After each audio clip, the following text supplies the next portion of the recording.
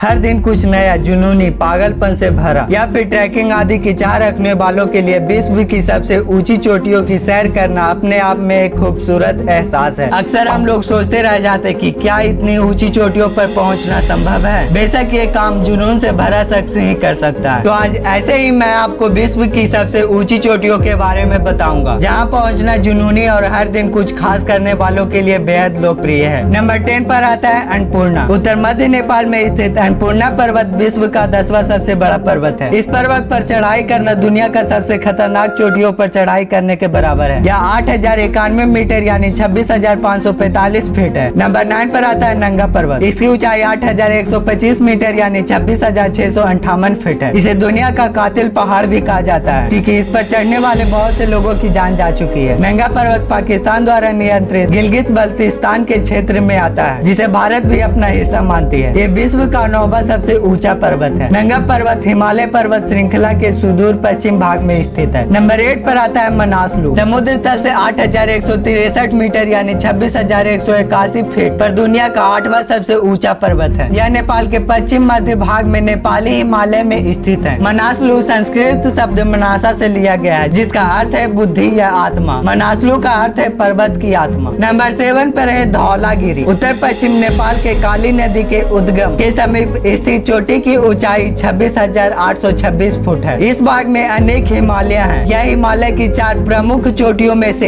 एक है और किसी समय इसे संसार की सर्वोच्च चोटी समझा जाता था। नेपाली में धौलागिरी पर्वत का मतलब सफेद सुंदर पहाड़ से है। यह विश्व की 7वीं सबसे ऊंची चोटी है। नंबर 6 पर है चोयू। समुद्र स्तर से 8,201 मीटर यानी 26,906 फीट विश्व का 6ठा सबसे ऊंचा पर्वत है। तिब्बती में चोयू का मतलब मरकत देवी है। 20 किलोमीटर की खुम्बू उपधारा के पश्चिम में स्थित है। नंबर 5 पर आता है मकालू। 8,481 मीटर यानी 27,825 फीट मकालू एवरेस्ट विश्व की 5वीं सबसे ऊंची शिखर है। यह अलग अलग चोटियां हैं जो 4 मुखी पिरामिड के समान दिखती है। नंबर 4 पर आता है लाहौल।